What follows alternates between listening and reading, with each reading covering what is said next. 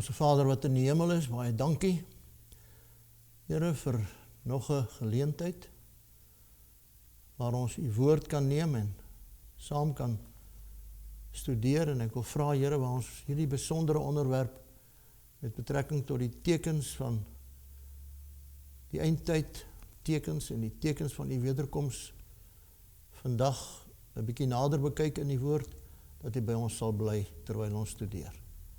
Ons vra dit in Jesus se naam. Amen. Vriende, baie welkom terug by hierdie besondere lesing binne in ons reeks Gee my die Bybel, net die Bybel. Die tekens van die wederkoms. Tekens van die wederkoms. Weet jy, die hele Christelike wêreld glo aan die wederkoms. Jy kan maar gaan vra. Maar praat nooit daaroor nie. Daar word weinig oor gepreek. Dit wil voorkom asof die Christendom eintlik nog nie 'n Bybelse studie van die wederkoms gemaak het nie.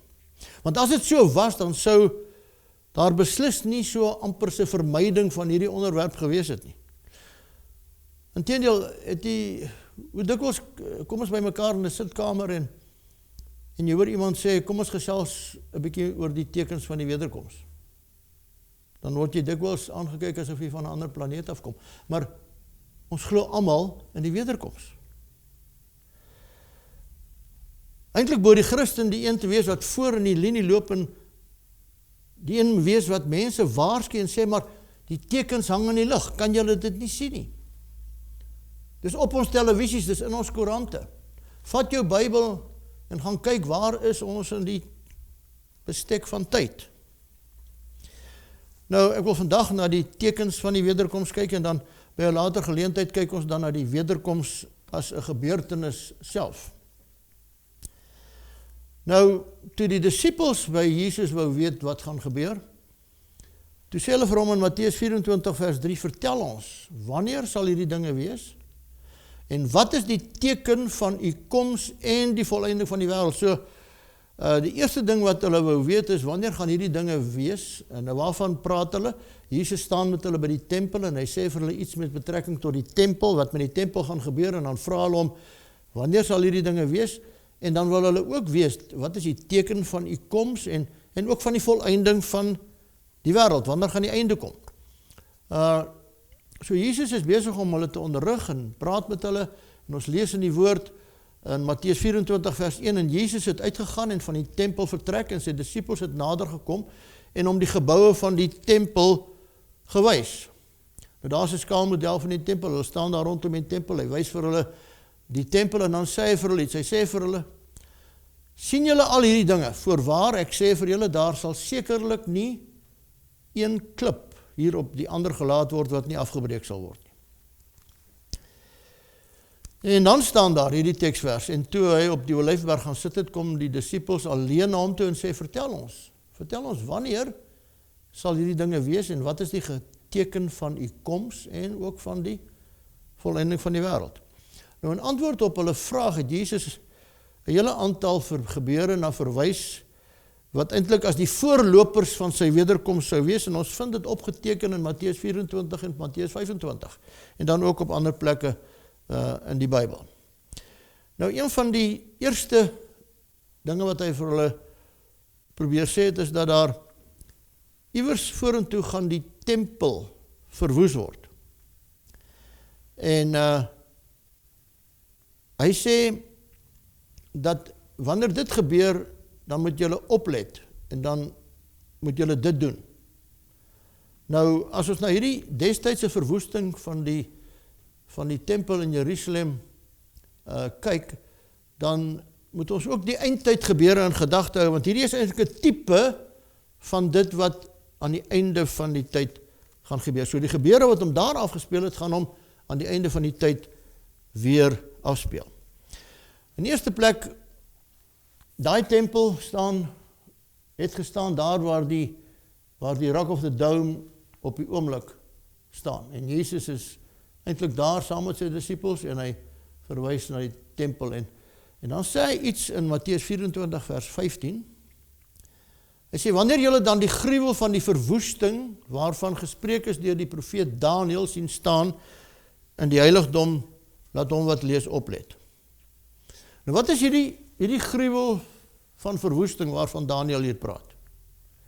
Nou kom ons gee die Bybel kans om ons net so 'n bietjie te help. Lukas 21:20, wanneer julle die Jerusalem deur leers omsingel sien, dan moet julle weet dat sy verwoesting naby is. So die geskiedenis sê vir ons dat daar eintlik net een nasie was wat Jerusalem omsingel het en verwoes het, en dit was Rome.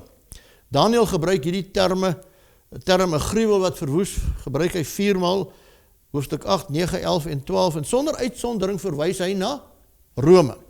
En Jesus sien ook nou hoe Rome Jerusalem gaan omsingel, en hy noem Rome die gruwel wat verwoes. En dan gee hy sy volgelinge raad. En hy sê, die dag as dit gebeur, dan is dit vir julle 'n teken dat julle moet vlug. Dan moet die wat in Judea is, na die berge vlug. Die wat in die stad is, moet uitgaan. Die wat in die buitewyke is, moet nie daarin kom nie. Hoekom sê Jesus dit vir hulle? Hy sê, julle moet vlug. Julle moet, daar's 'n teken as die stad omsingel word, en julle moet dan weet, dis die teken vir julle om te vlug, want dit sal dae van wraak wees, sodat alles wat geskrywe is, vervul kan word. Nou watter profesie wat vervul moet word, wys Jesus hier na die profesie in Daniël. Nou sy disippels het sy raad gevolg en die profesie bestudeer, en op 'n dag in Oktober 66 toe gebeur dit. Sextus Gallius, die Romeinse generaal, kom en hy beleer die stad, Jerusalem. Later het hy ook die muur verwoes, en hy het Jerusalem binnengeval, 'n verbete stryd het gewoed, en toe gebeur daar skielik iets wat niemand kan verstaan nie. Skielik vat hy sy manskappe en hy trek uit Jerusalem uit, en hy beweeg al langs hierdie groen, net toe hy in beheer was, toe trek hy sy manskappe en hy beweeg al langs hierdie groen lyn na Antiochië toe. Maar hier tussen die berge het die Joodse soldate vir hom gewag. En 7000 Romeinse soldate is in 'n hinderlaag daar tussen die berge, is hulle dood. En terwyl die Romeinse soldate en die Joodse soldate buitekant die stad besig was dit die teken vir die Christene in Jerusalem om te vlug. Nou Jesus het vir hulle gesê, as daai dag kom, wanneer julle moet vlug, dan moet julle vir 2 dinge bid. Hy sê, bid dat julle vlug nie in die winter of op die Sabbat mag plaasvind nie. Nou die geskiedenis sê vir ons dat die Christene het op 'n Woensdag in November, toe dit nog warm was, toe dit herfst was, gevlug, en uiteindelik het hulle in Pelle aangekom, en hulle het hulle daar hervestig. Nie 'n enkele Christen het omgekom nie. Nie eens een nie. Hoekom nie? Omdat hulle die profesie geken het, omdat hulle die profesie van Jesus geken het, geglo het, en gedoen het wat hy gesê het, wanneer dit gebeur. En toe gebeur het weer. 4 jaar later, jaar 70 na Christus, kom Titus, die generaal van Rome, en hy beleer die stad. En daar duisende Jode was besig om die Pasga te vier, en skielik was hulle vasgevang. En die stad word omsingel, hulle beset die hele stad, dat niemand kan in of uit nie, en uiteindelik vat iemand 'n vuurfakkel en hulle skiet hom oor daai muur binne in die tempel in. En daai tempel is in ligte laaie. En die tempel was natuurlik met goud oortrek, en toe die Romeinse soldate ten einde daai goud in die hande te kry, het hulle letterlik elke klip van daai tempel omgekeer. Omdat die goud tussen die klippe in afgehardloop het, soos wat hy gesmelt het. En hulle het al die klippe omgekeer. Nou wat het Jesus gesê? Voorwaar ek sê vir julle, daar sal hier sekerlik nie een klip op die ander gelaat word wat nie afgebreek sal word nie. Merkwaardig is dit nie. Al wat vandag van daardie muur rondom die tempel oorgebly het, is hierdie klaagmuur, waar by die Jode daagliks gaan bid.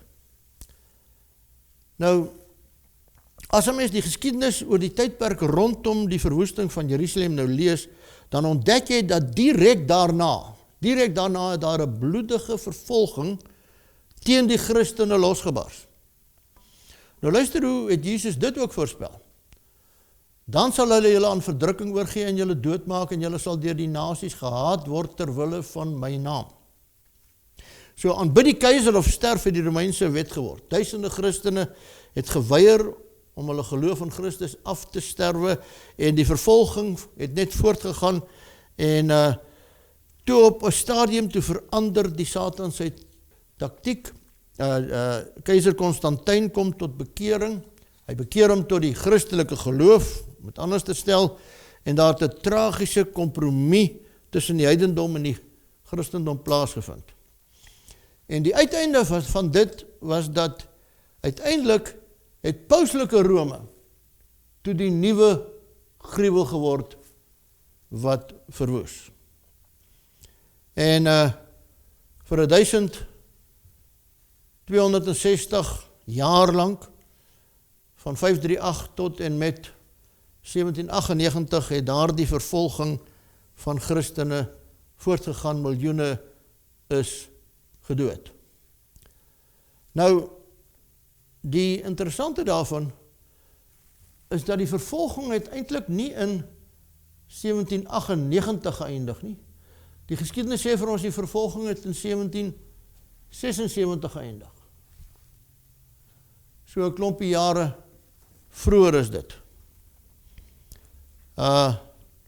Jesus praat daarvan, hy sê, Matteus 24 vers 21, want daar sal groot verdrukking wees, soos wat daar van die begin van die wêreld af tot nou toe nie gewees het nie.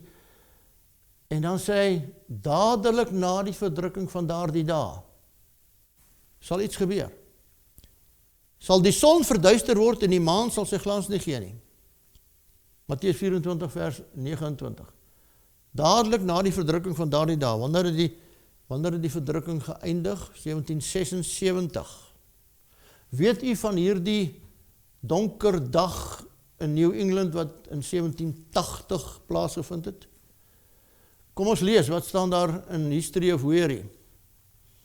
Die donker dag van New England in Amerika, waarmee oud en jong bekend is, het op 19 Mei 1780 plaasgevind. Teen 11 uur die oggend het dit begin donker word, asof die nag op hande was. Die mense het opgehou met werk, die beeste het na die stalle toe gegaan, die skape het by die heining saamgedrom, die wilde voëls het na hulle neste gevlieg, die hoenders het gaan slaap. So hier 11 uur in die oggend, skielik, hier word dit piknagdonker.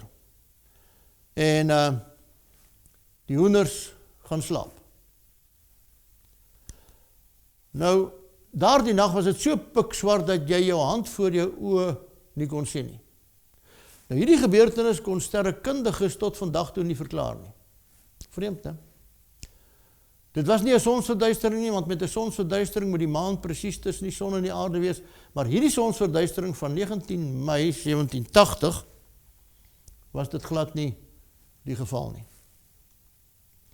'n Sonsverduistering hou ook net gewoonlik 'n kort tyd aan en nie hele dag nie. Niemand kon tot vandag toe verklaar wat daar gebeur het nie, behalwe dat dit 'n profesie van die Bybel is. Die Kongres in Amerika was in sitting en het so donker geword dat hulle kersse moes opsteek en later moes hulle verdaag en huis toe gaan. Wat staan daar in Openbaring 6 vers 12? Luister mooi. En ek het gesien toe hy die 6de seël oopmaak.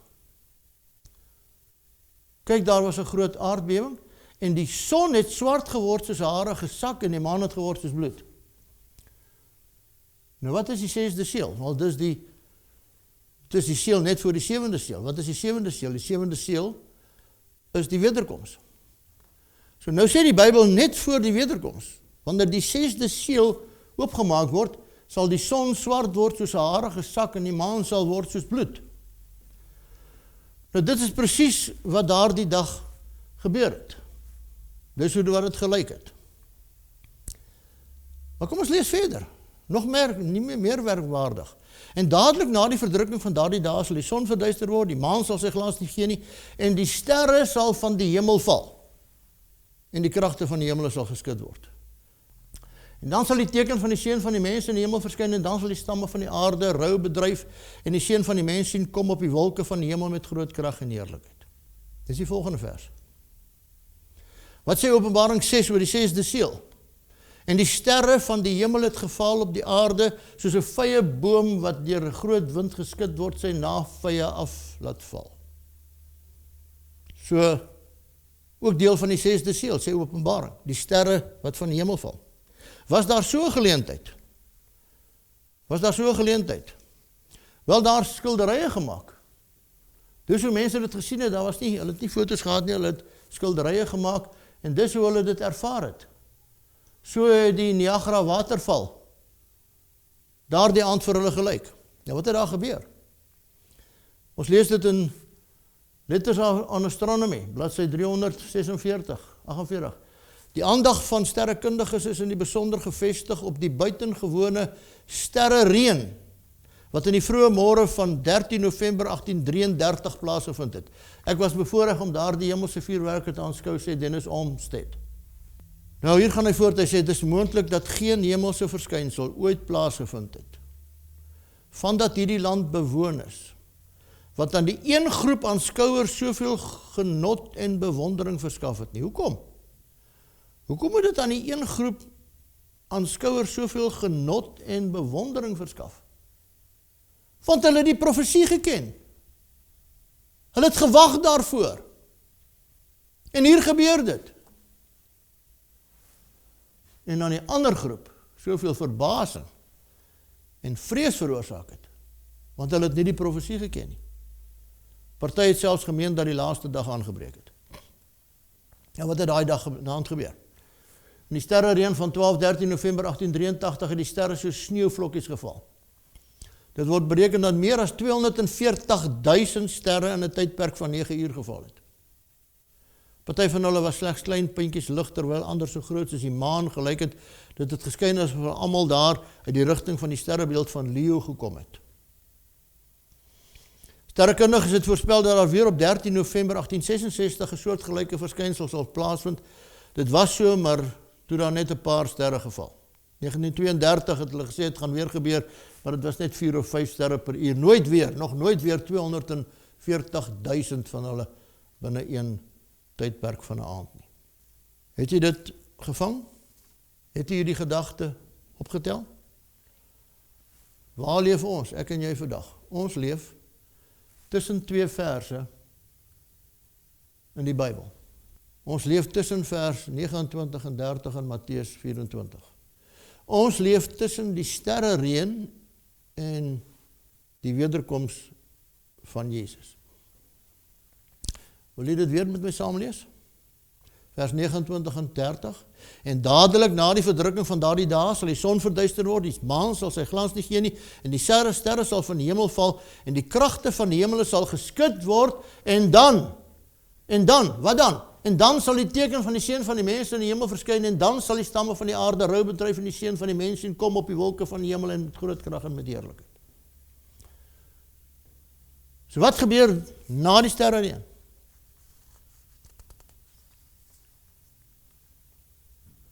Hy is besig om hom voor te berei om te kom. Nou, die oomblik toe sy disippels vir hom vra, Here, wat gaan gebeur? Het hy hulle een kant toe geroep en vir hulle gesê, luister, kom staan hier, ek wil vir julle sê, dis wat gaan gebeur, dis nommer 1, dis nommer 2, dis nommer 3, julle moet kyk, wat sê hy vir hulle? Pas op. Pas op, julle gaan mislei word, pas op dat niemand julle mislei nie. Hoekom sê hy dit? Hy sê, want baie sal onder my naam kom en sê, ek is die Christus, en hulle gaan baie mense mislei. Nou, was daar al sulke mense in die geskiedenis? Ja, kyk daar. Kyk hoeveel mense was daar al in die geskiedenis wat kom sê het, maar ek is Christus, ek is die Christus. En almal van hulle het aanhangers gehad. Sommige van hulle min, sommige van hulle baie. Heel wat van hulle het in tragedies geëindig. Selfmoord wat die hele groep saamgetref het. Hierdie man is op die oomblik in Amerika en hy sê hy is die Christus, hy is die verstalking van Christus op aarde. Hier is nog 'n man, in die Koran, Jesus is terug en hy is in Australië. Hierdie jong man, John Miller. Nou, hier is 'n stukkie in die berig wat vir my nogal vreemd klink. Louise Fiver is 'n neurochirurg. Nou, die vrou behoort ons nou daarom iets te weet. Sy het haar loopbaan opgesê en hierheen getrek om naby Jesus te wees. George Hamel, nog een van sy disciples, het sy vrou en sy kinders en sy onderneming in Kalifornië agtergelaat om Jesus te volg. En hulle die grond rondom Miller se huis in Australië opgekoop. Nader aan ons huis, hier in Suid-Afrika, die stigter van die kerk sê hy is Christus.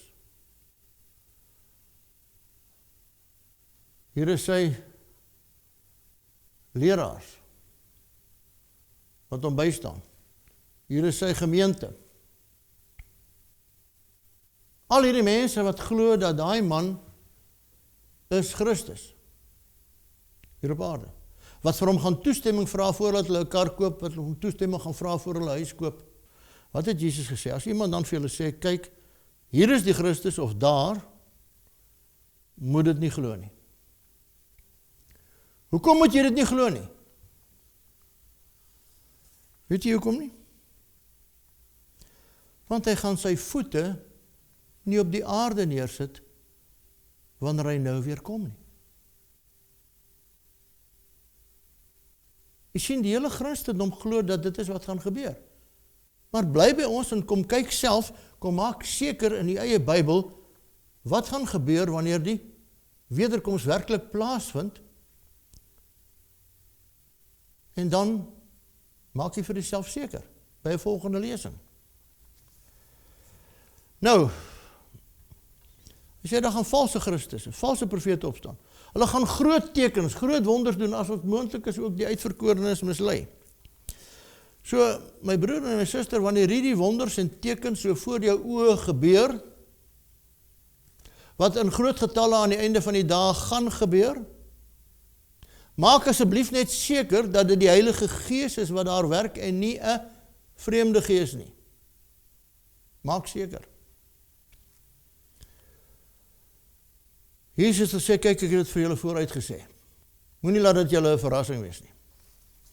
Nou, ons kan nie al die tekens hanteer nie, daar is te veel van hulle. Ek wil net na 'n paar verwys vir hierdie lesing se onthaalwe.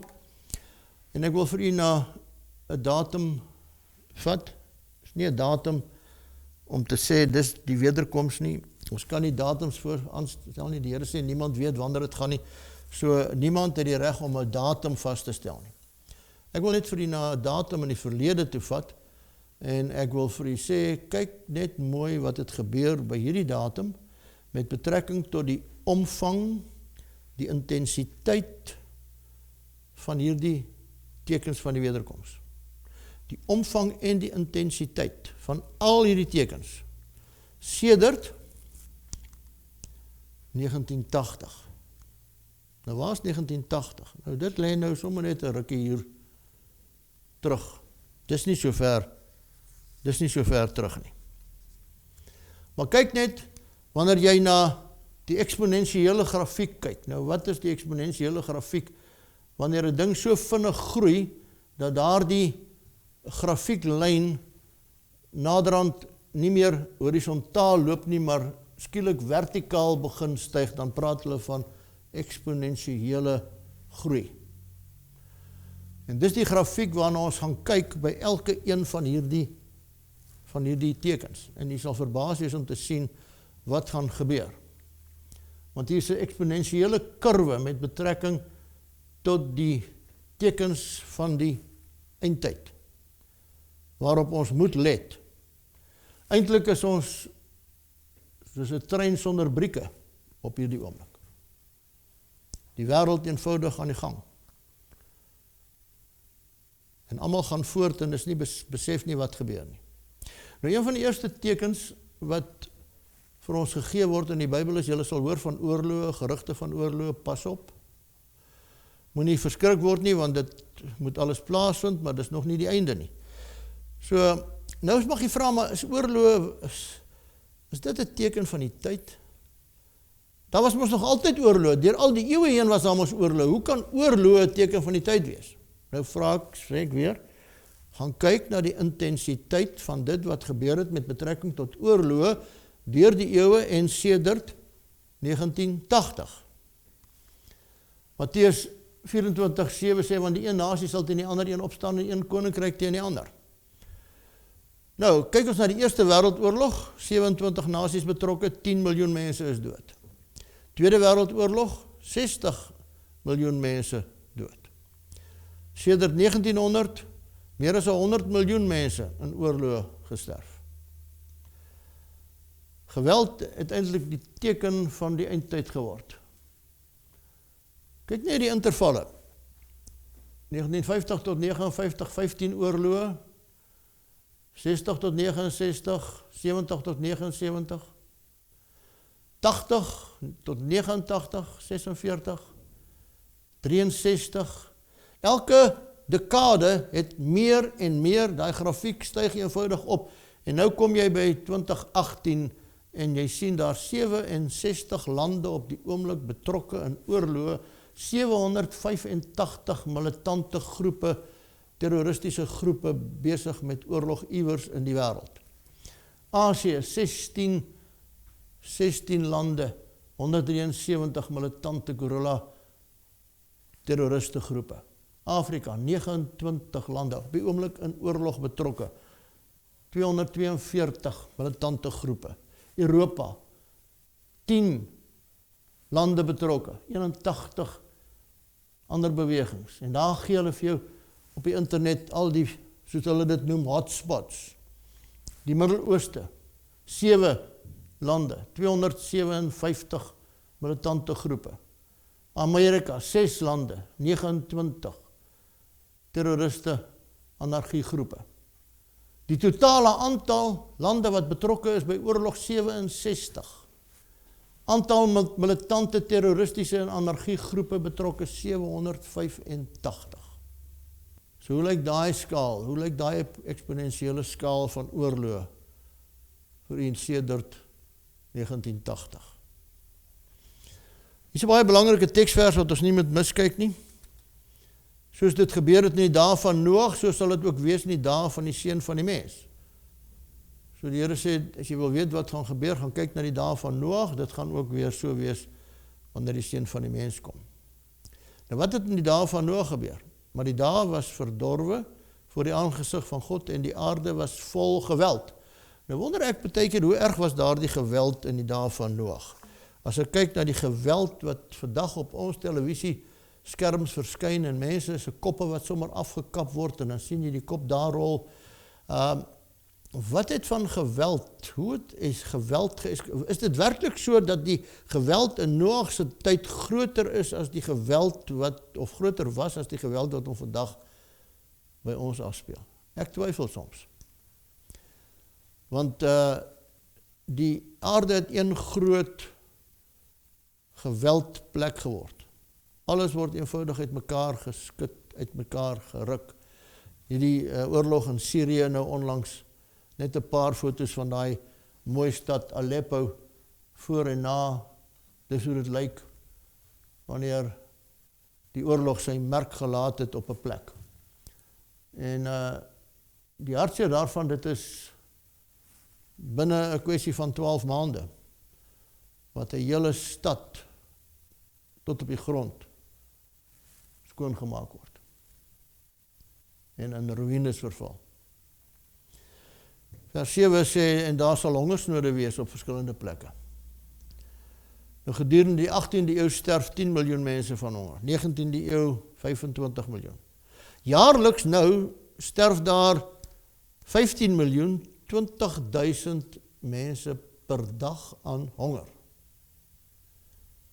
Elke 3,5 sekondes sterf daar iemand van honger. So daar is nou weer iemand dood. So daar is nou weer iemand dood. So daar is nou weer iemand dood. Van honger. Hoe lyk daai eksponensiële kurwe vir jou? 'n wêreldekonomie wat aan die wankel is.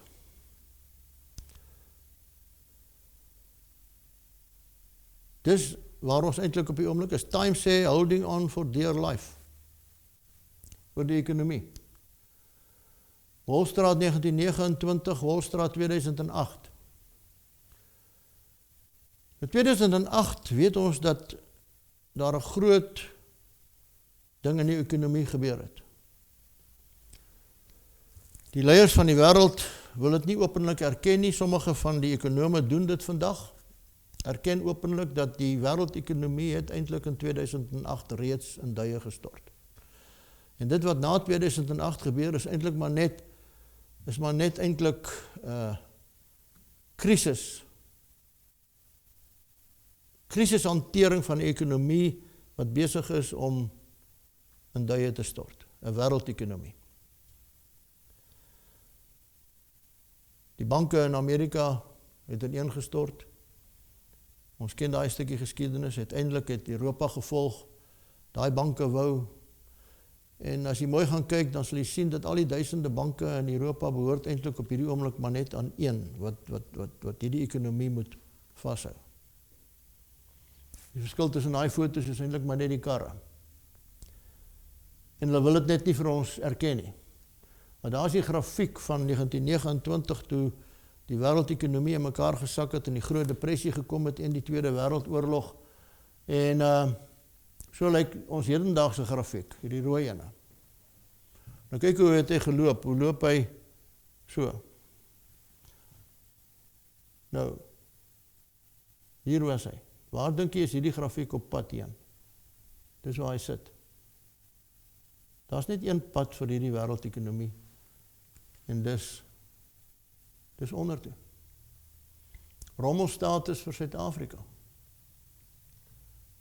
Die land, kan jy glo dat ons 'n rommelstatus land geword het? Elke 48 uur bestee Suid-Afrika 1 miljard rand aan rente.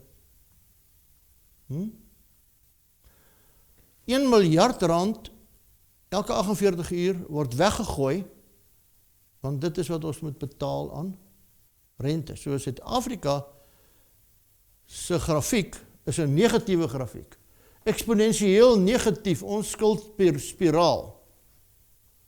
Dis hoe hy hardloop.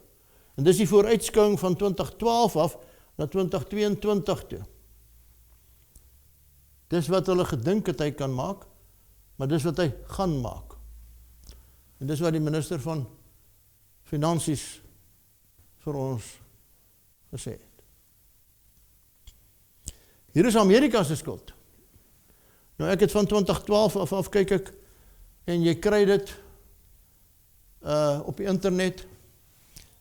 Wat jy hier moet opmerk is dat van 2012 af elke jaar, elke klompie maande, sal jy sien die skuld word nie minder nie. Die skuld word meer en meer en meer. Tot by waar ons nou is. 67 triljoen dollar. Nou om net dit in perspektief te plaas, hierdie 56 triljoen dollar wat jy nou nog moet 13 moet vermenigvuldig om rand te kry, vir ons om dit te kan begryp, was 2 triljoen in die jaar 2000. En op een of ander manier het hy 67 triljoen rand geword vanaf die jaar 2000. Hulle skuld. Nou, as jy ingaan op us.clock.org, dan sien jy hier, word het vir jou aangedui. Die totale skuld, 67,653. Maar kyk net hier wat gebeur hier. En as jy mooi kan kyk, wat is besig om te gebeur met elke afdeling van die ekonomie. Hier is hulle totale rente. meer as wat hulle totale skuld in 2000 was. Daar is hulle uitgawes. En hy gaan net op en op en op. Jy het nou gesien hoe hardloop hy net eenvoudig elke sekonde hardloop daar die grafiek op en op, elke een van hulle goed. Hulle kredietkaart, hulle studentelenings, alles wat hulle het. Weet jy van hierdie spookstede in China? Throughout China, there are hundreds of cities that have almost everything one needs for a modern urban lifestyle, high-rise apartment complexes, developed waterfronts, skyscrapers, even public art, everything in daai stede. Amper 100 van hulle. Except one major factor, people. Daar's nie mense nie. In die stad nie. Nou wat gaan aan? Wat gaan aan? Op 'n stadium met China se ekonomie gegroei teen 8 tot 10% per jaar. Wat het hulle gedoen? Hoekom het hulle dit reg gekry? Hulle het hulle mense werk gegee. Soos in die oorlogsjare. Maak 'n fabriek oop. Gee al jou mense werk. Maak wapens. Laat hulle bou. Hier staan die stede, hier is Ordos. Kan 1 miljoen mense vestig. Daar is van die nuwe stede. Alles behalwe mense. So, wat is besig om in die wêreld te gebeur? Terug na Amerika toe. One of the scariest moments in history. No central bank has printed this much money. We've never had deficits this high. We've never kept interest rates at zero for this long. We've never been inside a money bubble this big. Nou, die vorige een was 'n mortgage bubble, 'n huisverbande bubble wat gebars het in 2008. Hierdie is nou 'n money bubble wat moet bars. The Greatest Depression is approaching at breathtaking speed. What will happen to you, your family and your wealth? What would you do if the stock market suddenly dropped by 50%? If real estate followed suit as 40% of your home's value abruptly vanished? And if 30% of your savings just disappeared? A scenario like this, it's hard to fathom, but unfortunately, one of the most respected economists in the world says you need to prepare for an event such as this one right now, as a looming collapse is not only possible, it is inevitable. In this new video, this economist holds nothing back. He reveals everything in plain daylight using unique methods. For example, he uses a $5 bill to prove the economy will come to a standstill. He uses indisputable charts that prove we are facing a 1929-style Great Depression all over again. And he even uses a sandcastle to prove our elected officials ignored our founding fathers' warnings and have thus unleashed an unforgiving curse on our economy. Now, before you dismiss his predictions, please know that this rogue economist has been the secret man behind some of the biggest movements and most successful companies in America for the last 4 decades. Because of his accomplishments, he's been invited to shake hands and counsel the likes of former Presidents Ronald Reagan and Bill Clinton. And he's had the good fortune to befriend and brush shoulders with George Bush Sr., Steve Forbes, Margaret Thatcher, Sir Roger Douglas, and Boris Yeltsin, to name just a few. Perhaps more importantly, wat het die ekonomie gemaak in die wêreld? Oral. Kan gaan waar jy wil. Kry opstande. Mense wat sonder werk is. Mense wat nie genoeg geld het nie. Die wêreld is besig om 'n pad te loop wat uit gaan eindig in anargie. So kan jy gaan. Rusland, Brazilië. Het is nie net by ons waar mense brand nie. Protes in Frankryk, Venezuela. Venezuela is in 'n verskriklike ekonomiese toestand. Daar is omtrent niks meer in die land nie. Daar is nie meer kos op die rakke nie. Daar is omtrent niks. Mense kan nie meer, kyk hoe gaan hulle in die strate te kere. Political and economic turmoil van die gewone mense. Nou ook selfs in Amerika. Davos is daar die ekonomiese forum waar die ekonomiese wêreld lande na toe gaan. Februarie 2018. Hoor wat skryf die wêreldjoernaliste by die forum. Jy sal nou dink hulle praat oor die ekonomie en alles. Hulle sê daar's net twee goed wat daar gepraat word in die gange. Oorlog en 'n ekonomiese ineenstorting. Dis wat die wêreldekonome vandag met mekaar praat. Terug na Lukas 17 toe, soos het gebeur in die dae van Noag, so sal dit ook wees in die dae van die Seun van die Mens. Toe die mense op die aarde begin vermeerder. Nou, hoe lyk dit, wat het gebeur hiermee? Hoe lyk hierdie eksponensiële kurwe van vermeerdering van mense? Kyk nou mooi hier. Van Noag af tot 1850, so 4000 jaar het dit geneem om 1 biljoen, 1000 miljoen mense op aarde te hê. Daarna, 80 jaar, 30, 15, 9 jaar. En ons is by 6 biljoen, 7 biljoen, 7,4 nou. Maar 4000 jaar het dit gevat om 1 te kry. Waar is ons nou? 200.000 geboortes elke 24 uur. 1,5 miljoen babas elke week. 70 tot 80 miljoen babas per jaar. Wat is die probleem? Hier is die probleem. 380.000 mense word elke 24 uur gebore. Net 150.000 mense sterf elke 24 uur. So elke 24 uur is daar 'n aanwas van 230.000, 'n kwart miljoen mense elke 24 uur op hierdie aarde. Sê jy vir my, waar gaan hulle bly? Waar gaan hulle werk? Wat gaan hulle eet? Sê jy vir my. En dis waarom 'n trein in Indië so lyk. Mexico stad. 20 miljoen mense in een stad. New Delhi, 22 miljoen mense. En dis waarom hierdie tonele vandag om afspeel. Mense wat nie weet waarheen. Hartseer tonele wat in ons dag om afspeel. Jy sien die wêreldbevolking se groeisyfers het 'n verskriklike grafiek gemaak.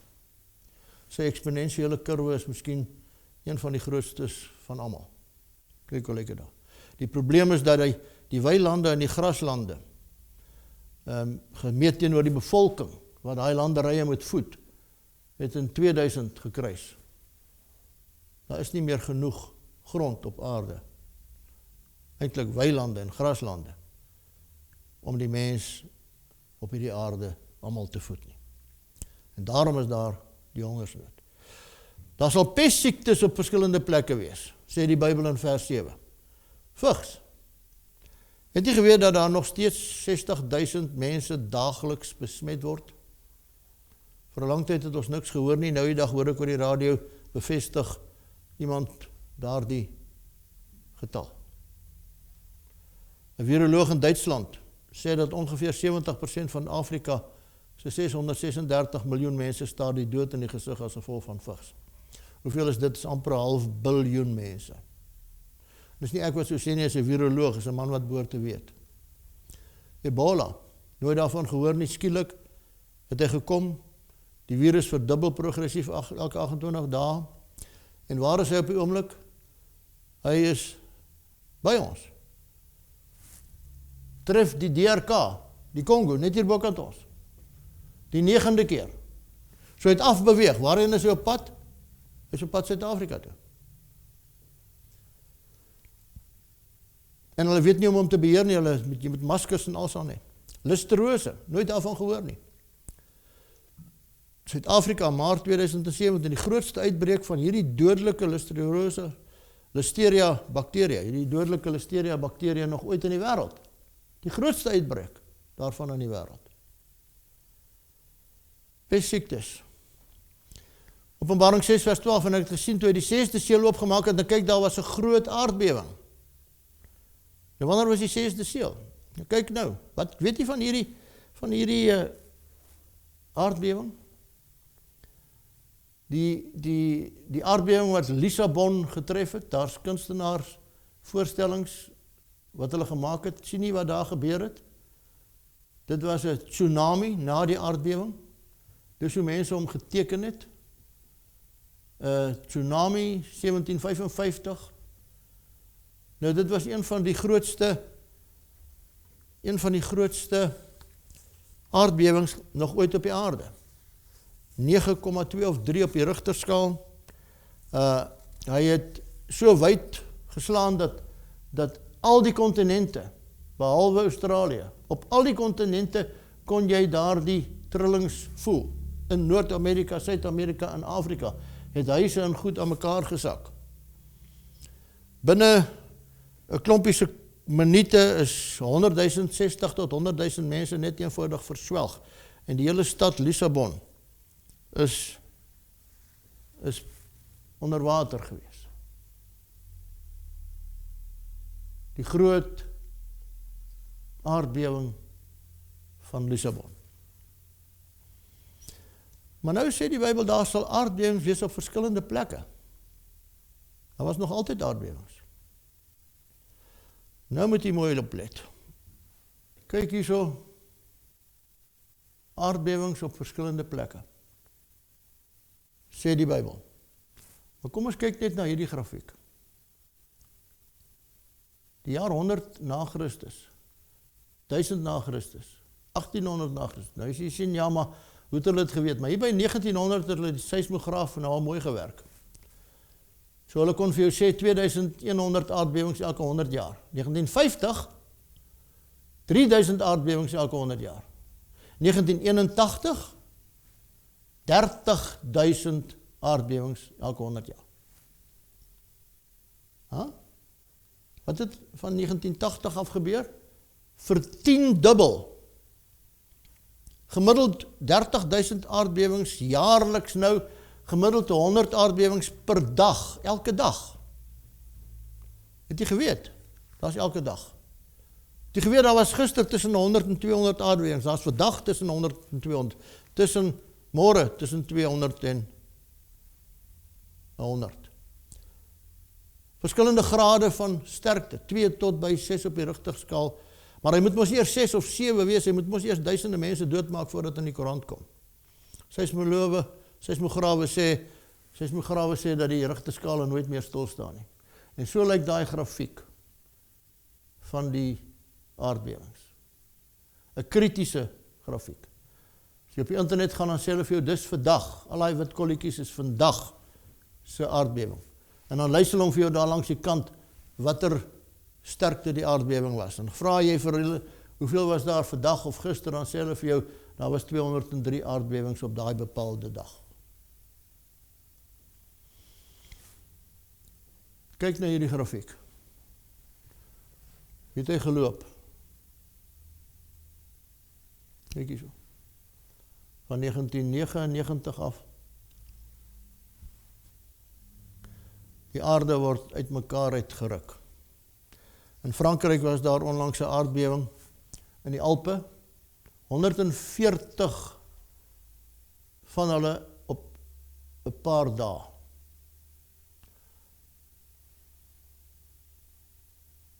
Dis hoe die seismograaf gelyk het. En dis waar hulle almal was, op een kol. 140, sommer net daar, in die Alpe. Geen wonder die Bybel sê, Jesaja 24, die aarde word geheel en al verbreek, die aarde is geheel en al aan die wankel, die aarde word geheel en al geskit nie. Die aarde waggel heen, geheel en al soos 'n dronkaard en swaai heen en weer soos 'n naghut. En daar is 'n vreemde teksvers in die Bybel, Lukas 21:25, en daar sal tekens wees aan die son en die maan en die sterre, en op die aarde benoudheid van nasies in hulle radeloosheid, wanneer? Wanneer see en branders dreun. Onthou jy hierdie tsunami? Wat is dit, 'n tsunami? Niemand het geweet dis 'n tsunami nie, inteendeel almal daar op die strand het ingehardloop in die see in, en hy het honderde meters in die see in, het hy teruggetrek, en toe kom hy. Niemand het geweet wat aan die kom is nie. Dis was aan die kom. Teen 'n spoed van 950 km per uur, teen die spoed van 'n Boeing, was hierdie ding aan die kom.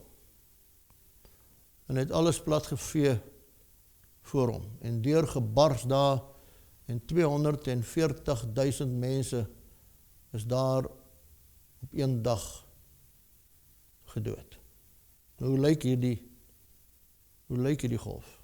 Want daar is hy. Dis hoe die golf lyk. En hier is 'n klomp Oosterlinge wat ingehardloop het, en nou het hulle omgedraai toe hulle die golf sien, en nou hardloop hulle uit.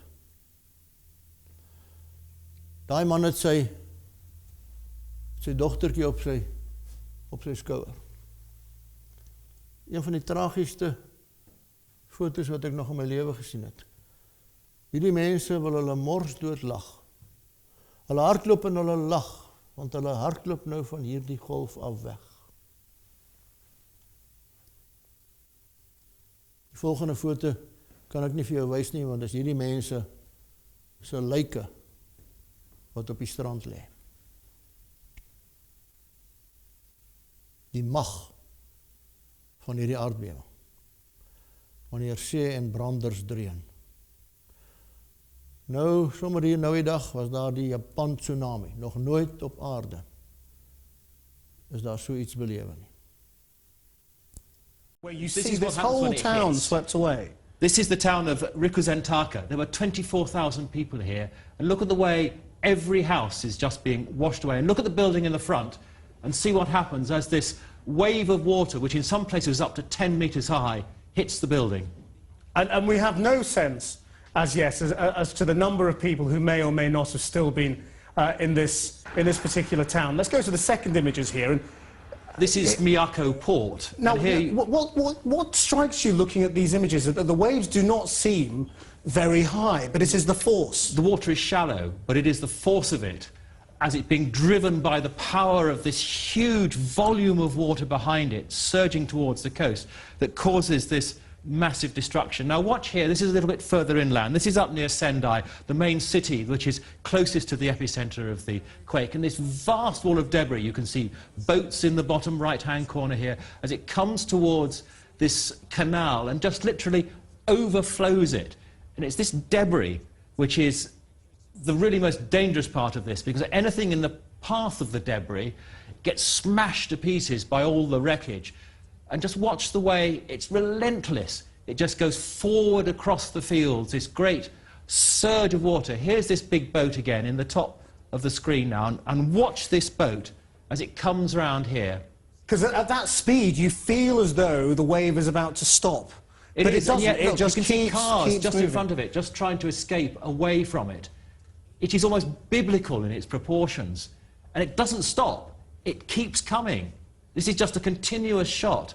And even the fires that have started burning are picked up and carried by the water as they get pulled along. Now watch now as the camera pulls out, and you can see it beginning to engulf a few buildings on the right-hand side. But at the bottom here again, here is this boat we saw earlier being carried along.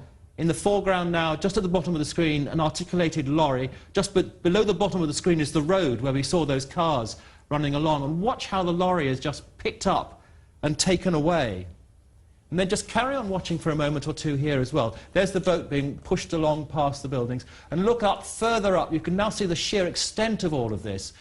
Up at the top of the screen, the rest of the water coming across. And you can see people trying to escape. There's someone people driving trying to away escape. there. Watch the right car on side. the very right-hand side of the screen as it tries to escape and then realises that they can't escape because the debris and the wall of water is already pushing itself across the road. And on the right-hand side, very faint, there's a person running along the road on the right-hand side of the screen. It is quite an extraordinary sense of just the way that this tsunami just floods in and doesn't stop. It just goes on and on and on, utterly terrifying. Het jy gehoor hoe die kommentator sê, biblical in its proportions?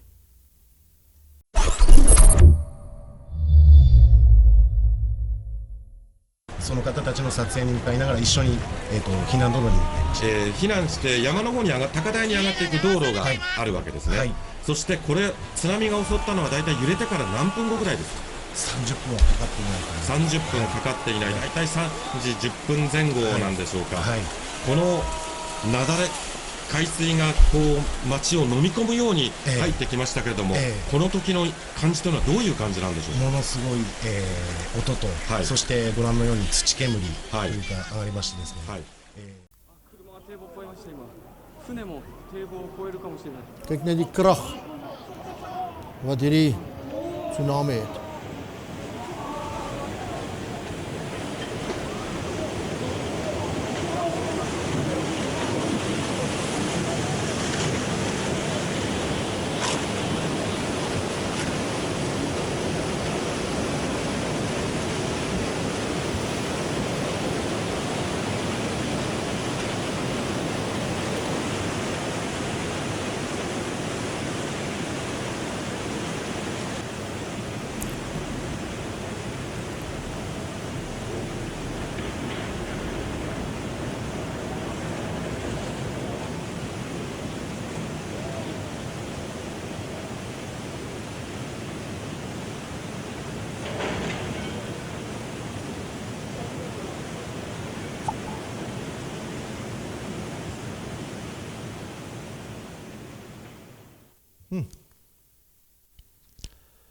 So onlangs was daar in Florida 2 orkane, Irma en Maria. Nou, hulle sê dis die eerste keer in die geskiedenis dat 2 orkane van dieselfde of van hierdie magtige grootte so naby aan mekaar binne 2 weke van mekaar af verskyn het. En dit was nogal redelike nuus, die orkaan Maria en die orkaan Irma. En nou is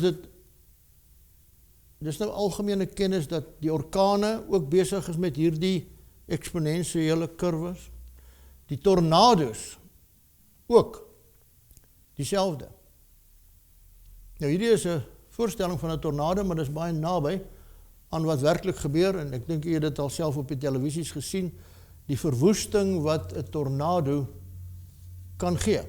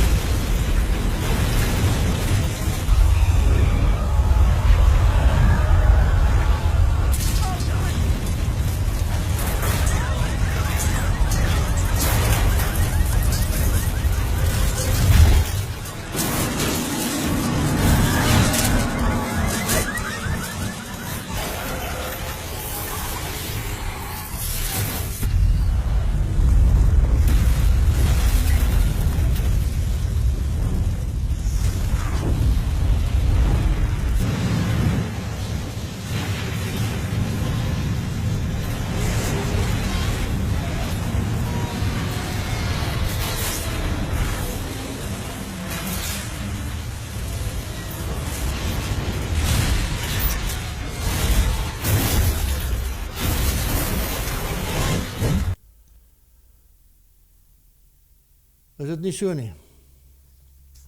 Is dit nie so nie? Kom ons begin so stadig gaan opsom. Hier is 'n teksvers in Daniël 12 wat vir ons tyd nou relevant geword het. Dit was eintlik nooit in die verlede so nie, maar hierdie teksvers het nou tot vervulling gegaan. En jy, Daniël, hou die woorde geheim, verseël die boek tot die tyd van die einde toe, tot die tyd van die einde toe. Baie sal dit deursoek en kennis sal vermeerder. Die Engelse vertaling sê, baie sal heen en weer hardloop oor die aarde, en kennis sal vermeerder. Nou, dis algemene kennis dat hierdie kennis sedert 1980 eenvoudig net in 'n spiraal ingegaan het van 'n eksponensiële kurwe. Net om dit te illustreer, wie van ons het in 1980 'n selfoon gehad? Wie het 'n rekenaar gehad? En vandag loop ons met 'n selfoon en 'n rekenaar verkompakteer in ons sakke rond. En daar's bykans nie 'n mens op aarde wat nie 'n selfoon het nie.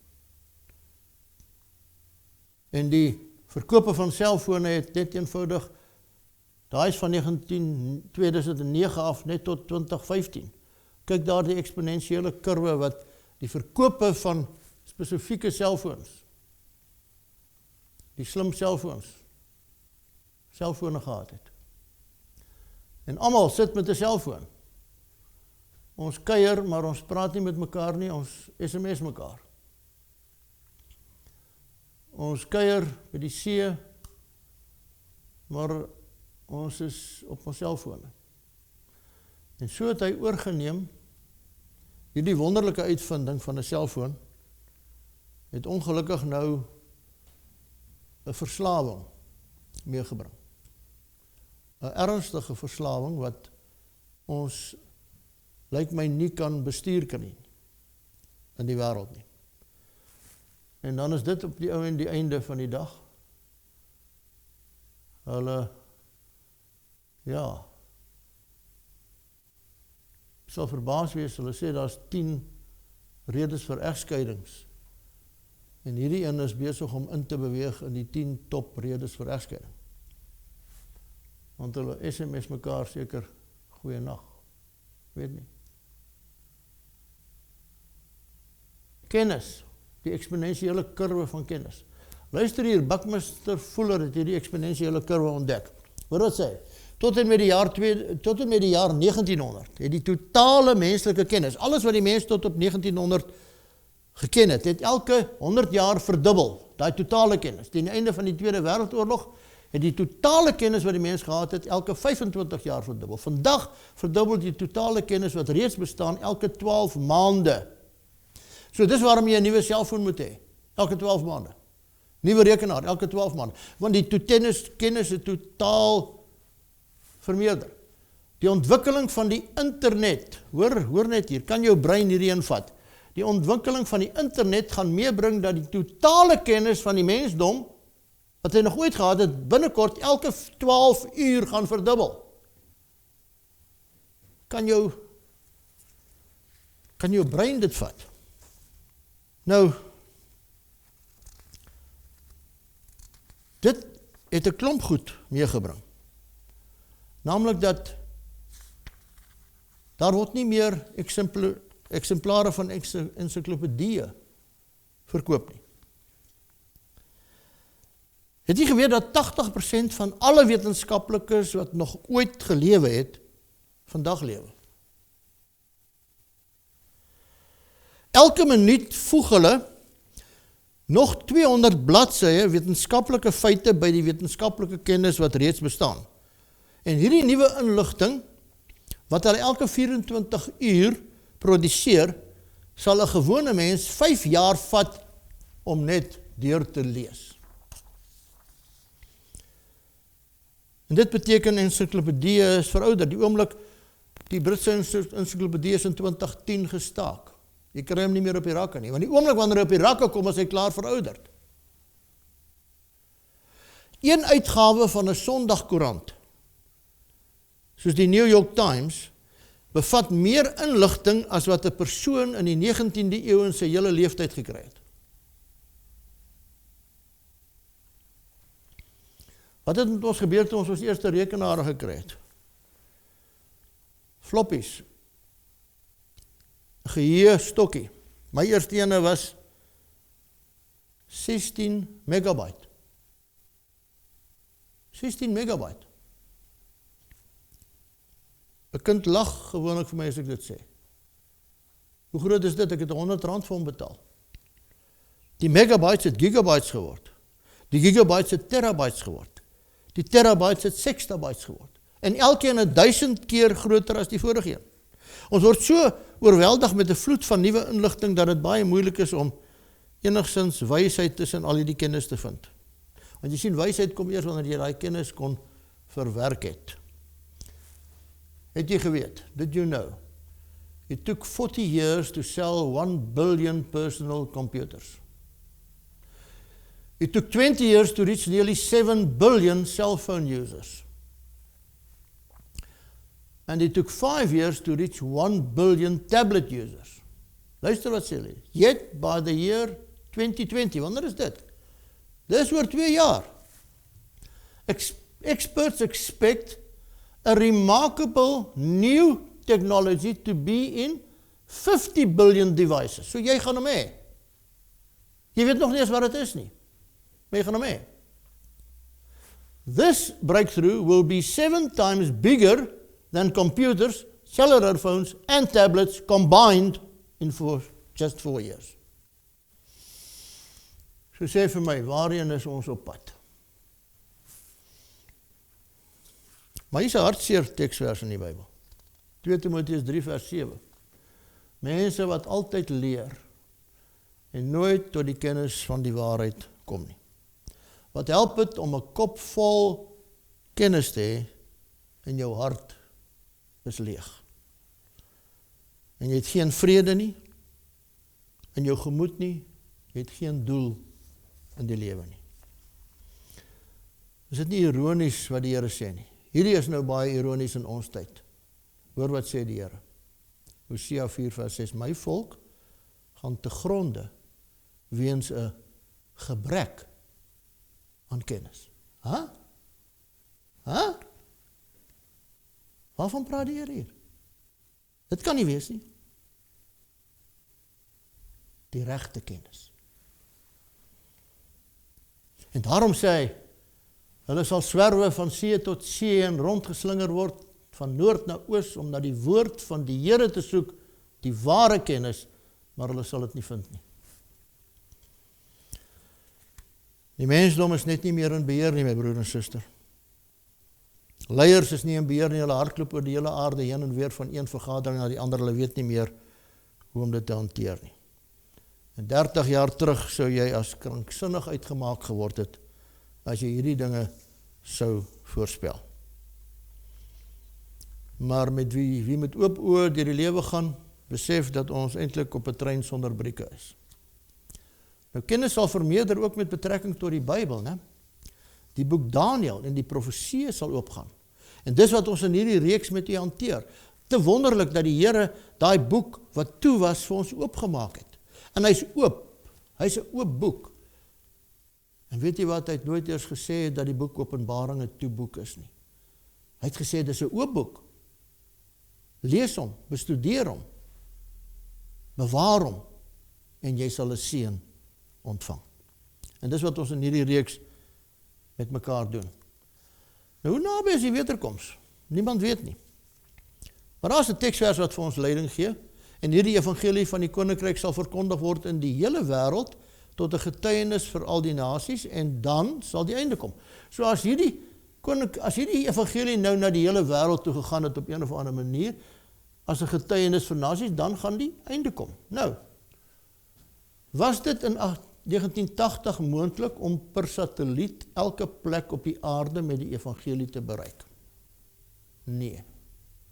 Die tegnologie was nog nie so ver gevorder. Is dit vandag moontlik om elke plek op die aarde per satelliet met die evangelie te bereik? En die antwoord is ja. Daar is nie meer 'n kolletjie op hierdie aarde wat nie met die evangelie, met die satelliete wat beskikbaar is en in die lug is, die evangelie te laat bereik nie.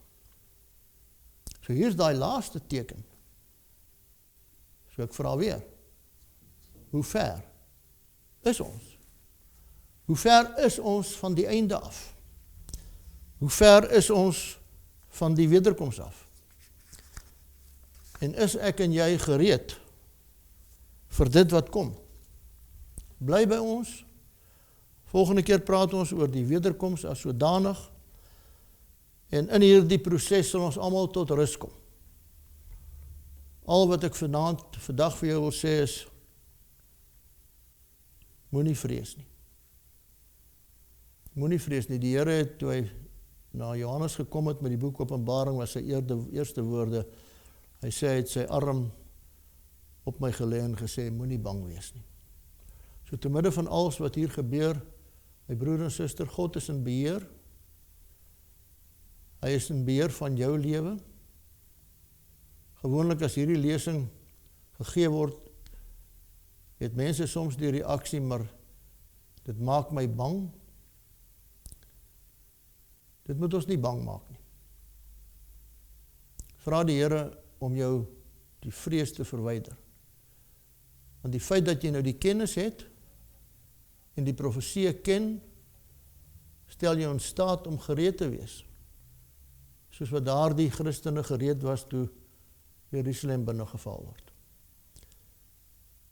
En ek het u herinner daaraan, nie 'n enkele Christen het omgekom nie.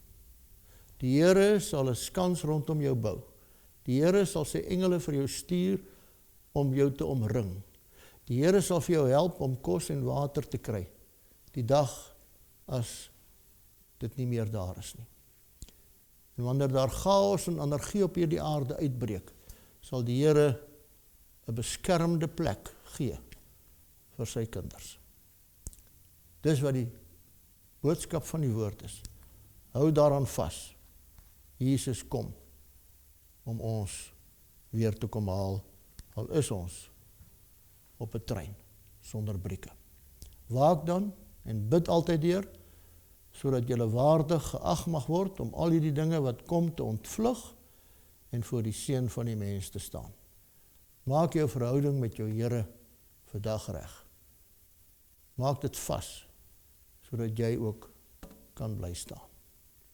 Hemelse Vader, miskien 'n ontstellende lesing wat ons vandag hanteer het, maar ongelukkig kom dit uit u woord uit as 'n waarskuwing, maar ook, Here, as 'n wegwyser vir ons om ons gereed te maak, sodat ons ook soos daardie kinders van u by Jerusalem kan weet wanneer dit die regte tyd is en dat niemand van ons in die proses sal omkom nie.